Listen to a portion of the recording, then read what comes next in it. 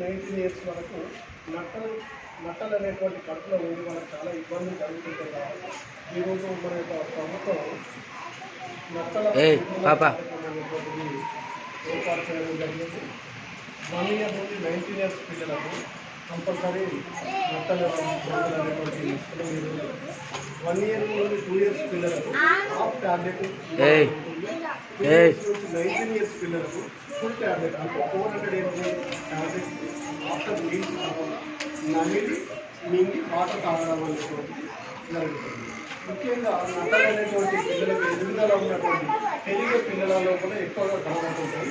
ఎందుకంటే పిల్లలు బయట ఆడుకోవడము, హ్యాండ్ వాష్ అనేటువంటిది ప్రాపర్గా చేసుకోకపోవడం వల్ల నట్టలు మనకు ఆహారం ద్వారా మన కడుపులోకి వెళ్ళి కడుపు నొప్పి అనేటువంటిది, ఆకలి మందగించడము, రక్తహీనత అనేటువంటిది జరుగుతుంటుంది.